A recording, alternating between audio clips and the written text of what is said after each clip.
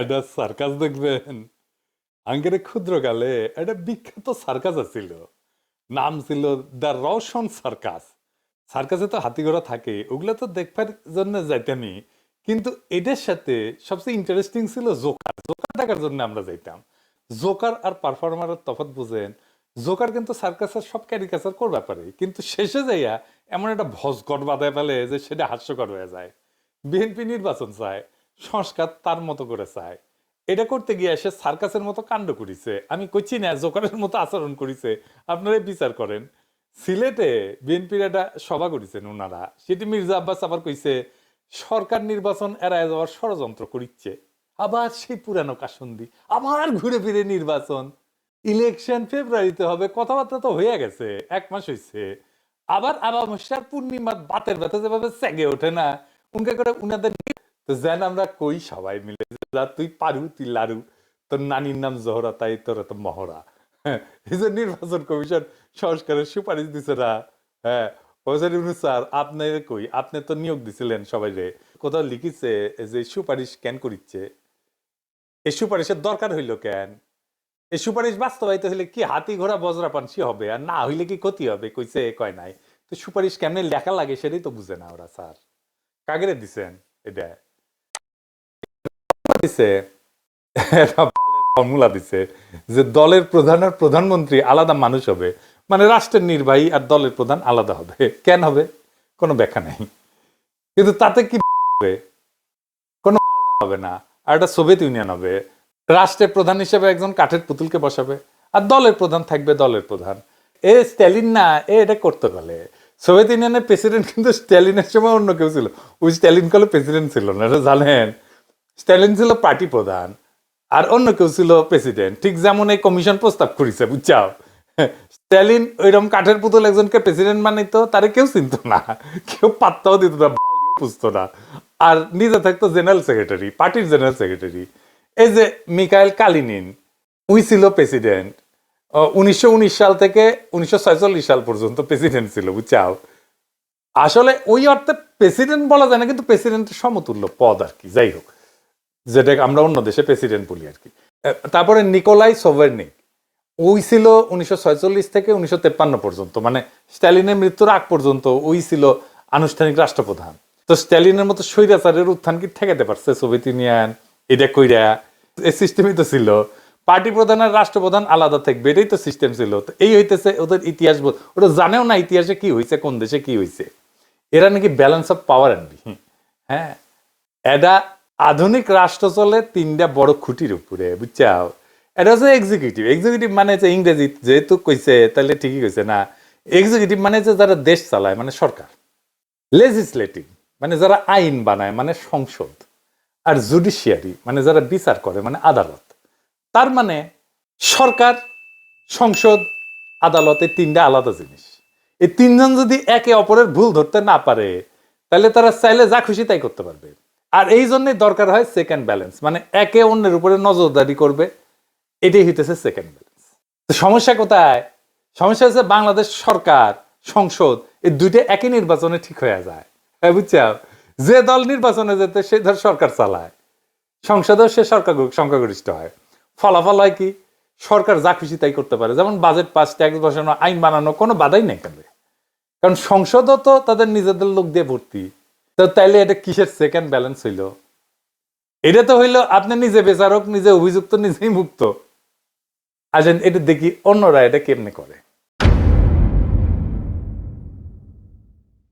আসেন, আমি যেটি থাকি ফ্রান্সের, এই ফ্রান্সের একটা এক্সাম্পল দিই। ফ্রান্সের প্রেসিডেন্ট ছিল চার্লস দা গল। 1958 সালে নতুন সংবিধান করলেন।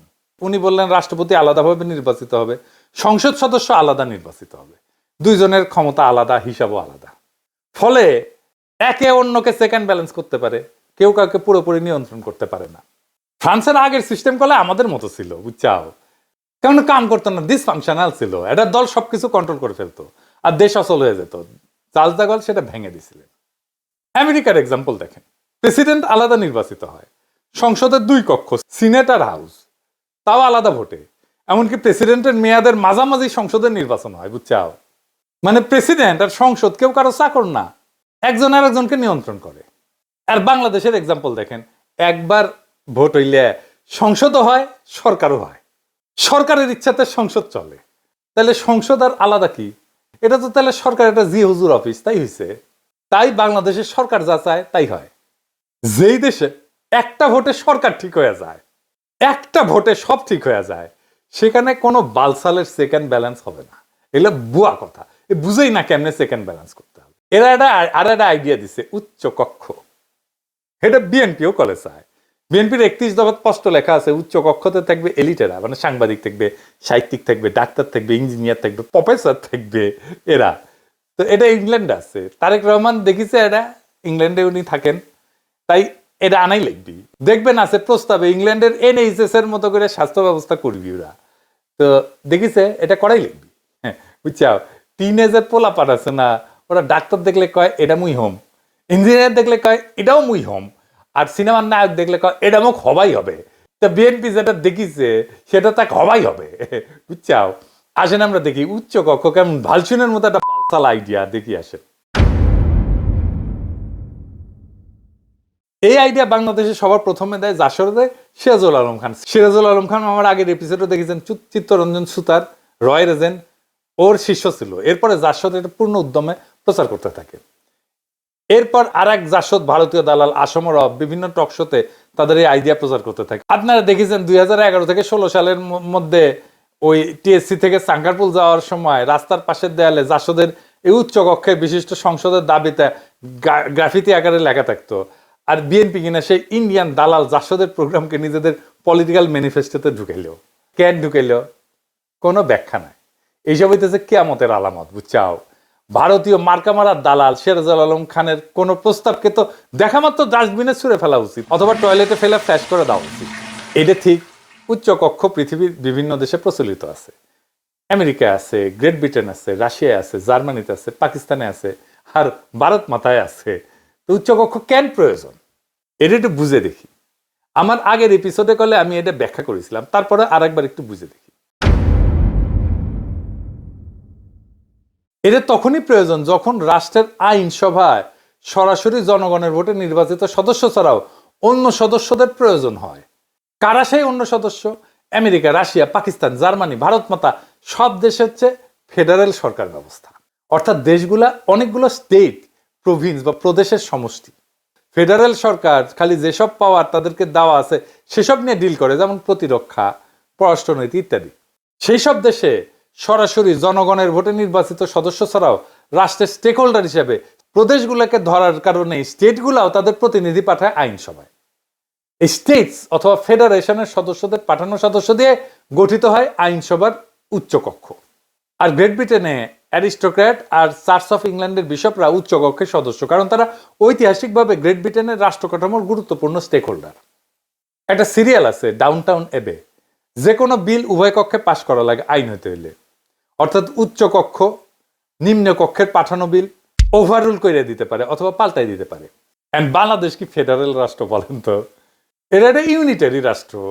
এখানে ওই যেগুলো রাষ্ট্রের কথা বললাম ওই রাষ্ট্রগুলোর মতো বড় ডাইভার্স প্রদেশ বা স্টেট নাই, যাদের নিজস্ব আলাদা আলাদা এক্সিকিউটিভ আছে, আইনসভা আছে, জুডিশিয়ারি আছে, তা তো না।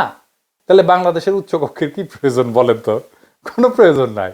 ক্ষুদাই খালি খালি জনগণের টাকা এদের পালতে, এদের খরচা করতে হবে, এদের বেতন দিয়ে পালতে হবে না।